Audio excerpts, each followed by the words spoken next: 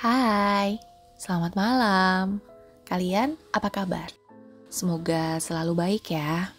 Dan bagi yang mungkin lagi kurang sehat, semoga cepat pulih.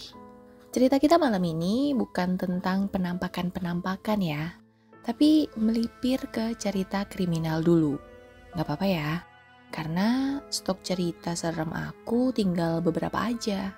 Jadi biar aku tetap bisa cerita ke kalian, mungkin sekarang-sekarang ini aku bakalan selang-seling antara kasus kriminal dan pengalaman serem. Gak apa-apa kan? Pernah gak sih kamu bayangin gimana rasanya seorang ibu dari negeri jauh ketika harus meninggalkan anak-anaknya demi mencari rejeki di tanah orang? Tapi alih-alih mendapat kehidupan yang lebih baik, dia malah mengalami nasib tragis yang bahkan gak pernah terbayangkan. Kisah ini tentang seorang perempuan bernama Jubel, seorang pekerja migran asal Filipina. Dia meninggal dengan cara yang sangat kejam di Kuwait. Kisahnya bukan cuma soal kematian, tapi soal perjuangan, ketakutan, dan sistem yang bikin para pekerja migran rentan terhadap kekerasan. Malam ini aku bakal cerita secara lengkap dan detail supaya kita semua bisa paham dan ambil pelajaran dari kasus ini. Yuk, kita mulai. Kuwait adalah negara kecil yang kaya raya dari minyak bumi. Letaknya di Timur Tengah, dekat dengan Arab Saudi sama Irak. Luasnya cuma sekitar Jakarta sama Bekasi kalau digabung.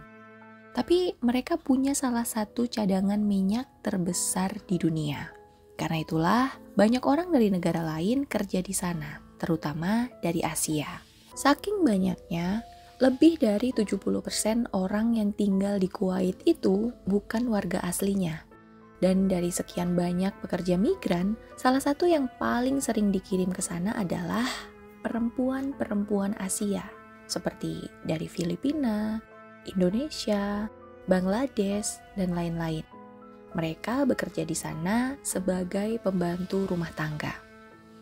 Tapi, sistem kerja di Kuwait itu unik dan problematik.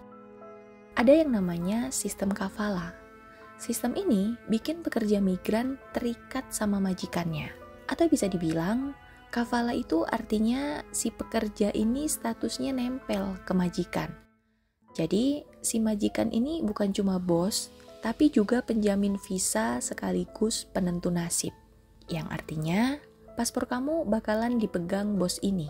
Kamu juga nggak bisa pindah kerja. Dan kamu nggak bisa keluar rumah sesuka hati. Bahkan kalau kamu diperlakukan nggak manusiawi pun, kamu harus izin dulu sama majikan buat bisa lapor.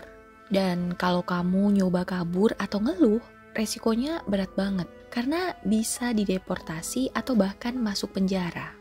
Karena memang perlindungan hukum buat para pekerja migran ini sangat minim. Dan sistem ini dianggap banyak pihak sebagai bentuk perbudakan modern. Makanya, ada banyak kasus yang terjadi di sana karena dampak sistem ini. Kayak PRT yang tidur di lantai, gak dikasih makan dengan layak, dianiaya, dan bahkan juga meninggal dunia. Lebih parahnya, mereka gak bisa kabur. Karena semua dokumen mereka dipegang dan disita sama sang majikan. Gila ya. Tapi itu bukan cerita fiksi, itu kenyataan. Dan dalam sistem kayak ginilah Jubel bekerja. Nah, sekarang kita kenalan dulu sama Jubel. Nama lengkapnya Jubel Kabilis Ranara. Dia lahir di Las Pinas, Filipina pada tahun 1988. Dia bukan siapa-siapa di mata dunia. Bukan juga tokoh terkenal. Tapi buat 4 anaknya di rumah, dia adalah segalanya.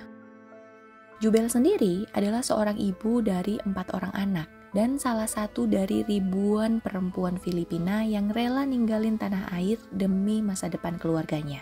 Keputusan buat kerja di Kuwait itu berat, tapi Jubel mengambilnya karena dia pengen anak-anaknya bisa sekolah lebih tinggi. Jubel pengen anak-anaknya itu bisa hidup lebih layak daripada dia. Dia bekerja di Kuwait lewat agen resmi Katalis Internasional dari Filipina.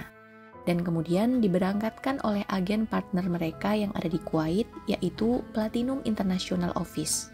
Dia mulai kerja di Kuwait sekitar pertengahan tahun 2022. Jadi, waktu kejadian ini, Jubel belum sampai setahun kerja di sana. Menurut keluarganya, Jubel itu orangnya lembut dan jarang ngeluh. Bahkan pas kerja, Jubel ini masih sering sempet-sempetnya video call dan ngasih kabar. Tapi, sesuatu berubah di hari-hari terakhir hidupnya.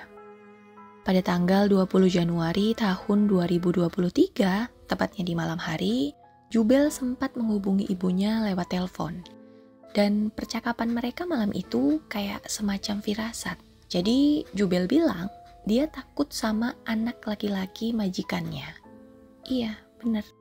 Dia takut bukan sama majikan laki-laki yang tua, tapi anak mereka, di mana anak itu masih anak remaja berusia 17 tahun. Dan Jubel itu ngomongnya dengan nada penuh ketakutan. Tapi keluarganya di Filipina ya tentu saja nggak bisa berbuat apa-apa. Dan sayangnya, itu menjadi percakapan terakhir mereka.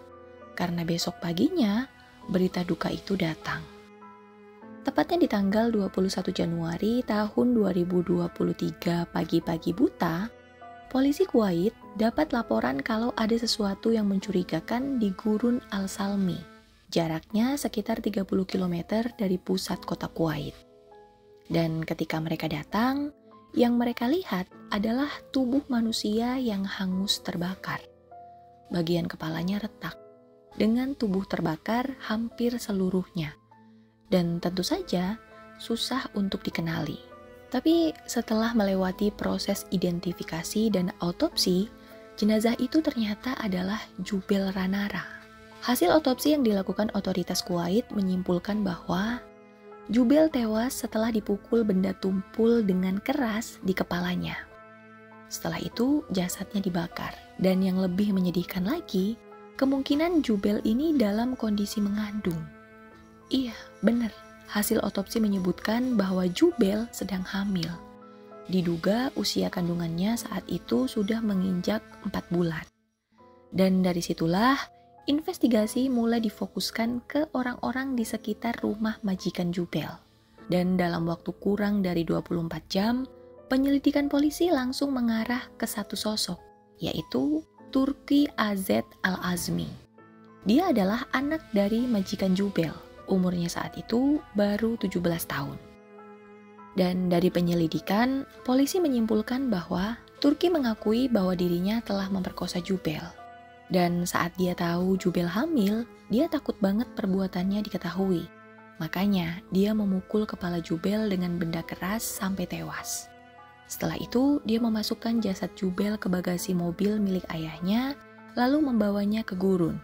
Terakhir, dia membakar jasad Jubel dengan bensin untuk menghilangkan jejak. Semua tindakan mengerikan itu dilakukan oleh seorang remaja laki-laki.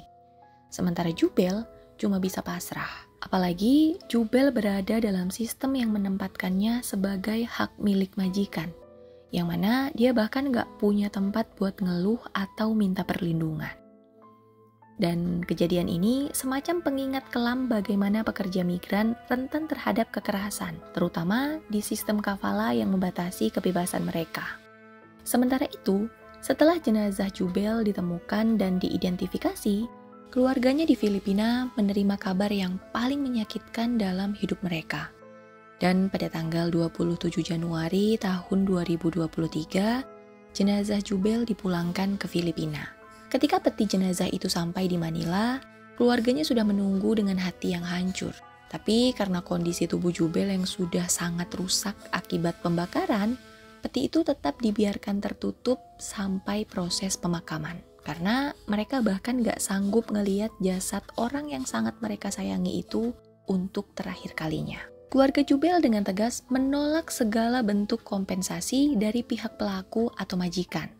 Mereka bilang, kami tidak mau uang, yang kami mau cuma keadilan dan kebenaran. Pemakaman Jubel berlangsung pada tanggal 5 Februari tahun 2023 di pemakaman Golden Haven di Las Pinas. Suasananya saat itu sangat duka dan hening, banyak yang datang memberikan penghormatan terakhir. Rasa kehilangan yang dirasakan keluarga sangat dalam, dan luka ini gak mudah untuk sembuh.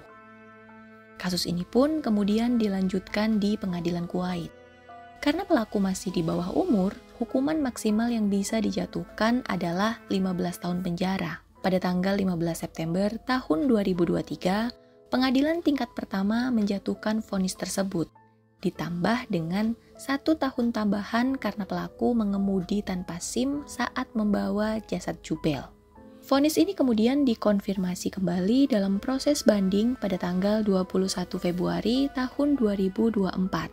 Saat itu, banyak pihak, termasuk pihak keluarga Jubel yang merasa hukuman ini terlalu ringan, mengingat betapa beratnya kejahatan yang telah Turki lakukan. Jadi, hukuman 15 tahun itu sebenarnya adalah hukuman maksimum yang bisa dijatuhkan di Kuwait untuk pelaku yang usianya di bawah 18 tahun saat melakukan kejahatan.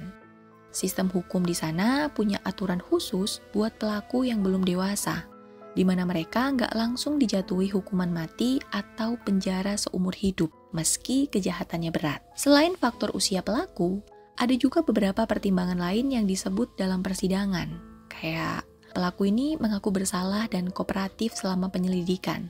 Selain itu, adanya kemungkinan faktor psikologis yang mempengaruhi tindakan pelaku, karena umurnya masih minor, serta sudah ditambahnya masa tahanan yaitu selama 1 tahun, karena pelaku mengemudi tanpa SIM saat membawa jasad Jubel. Tapi walaupun begitu, banyak orang, terutama keluarga korban dan publik Filipina, merasa hukuman ini masih terlalu ringan. Mereka berharap ada sistem hukum yang bisa memberi keadilan yang lebih sepadan dengan hilangnya nyawa dan penderitaan yang dialami Jubel. Kasus Jubel ini gak cuma bikin sedih keluarga dan publik, tapi juga bikin hubungan antara Filipina dan Kuwait sempat memanas. Setelah kabar kematian tragis ini menyebar, pemerintah Filipina langsung bertindak cepat. Mereka memutuskan untuk menghentikan pengiriman pekerja rumah tangga ke Kuwait sebagai bentuk protes dan untuk melindungi warganya. Kuwait pun meresponnya dengan menghentikan penerbitan visa kerja bagi warga Filipina. Jadi, ribuan calon pekerja migran Filipina ini gak bisa berangkat kerja ke sana selama beberapa waktu. Situasi ini tentu saja bikin banyak calon TKW dan keluarganya jadi terkantung-kantung. Pendapatan dari remitansi keluarga juga ikut turun, karena hal ini tentu saja berdampak ekonomi bagi keluarga pekerja migran yang menggantungkan penghasilannya dari luar negeri. Barulah pada bulan Oktober tahun 2023, Putra Mahkota Kuwait mengeluarkan permintaan maaf secara resmi kepada Presiden Filipina. Dia berjanji akan menyelesaikan masalah ini dengan serius, serta akan memperbaiki perlindungan bagi pekerja migran. Kasus ini jadi sorotan internasional, karena menunjukkan betapa rapuhnya perlindungan pekerja migran di negara-negara dengan sistem kafala seperti Kuwait. Sehingga dunia merasa perlu banget adanya reformasi sistem kafala ini. Cerita Jubel bukan cuma berita sedih yang kita dengar sebentar lalu lupa, tapi bisa menjadi pengingat bahwa di balik gedung-gedung pencakar langit dan kemewahan negara-negara kaya, ada ribuan pekerja migran yang nasibnya tidak sebaik itu. Dan Jubel Ranara bukan satu-satunya. Bahkan dia hanyalah salah satu dari ribuan pekerja migran lain yang nasibnya sering terabaikan. Sebelumnya ada juga kasus tragis lain, kayak Joanna Dema Felis yang jasadnya ditemukan dalam freezer, dan Jeanelyn Villavende yang juga meninggal tragis akibat perlakuan buruk. Kita harus sadar bahwa di balik gaji dan remitan, ada nyawa dan harapan manusia yang harus dihargai. Kalau kisah ini sampai ke banyak orang, semoga makin banyak yang sadar dan dukung perlindungan lebih baik untuk pekerja migran. Dan yang paling penting, semoga kasus kayak Jubel ini nggak terulang lagi. Karena setiap pekerja migran berhak pulang dengan selamat dan penuh martabat. Aku cerita ini bukan untuk bikin kalian takut atau ragu untuk bekerja di luar negeri ya, tapi supaya kita sadar, di balik mimpi dan perjuangan, ada harga yang harus kita bayar kalau hak dan martabat manusia nggak dijaga. Jubel bukan cuma satu nama atau angka statistik.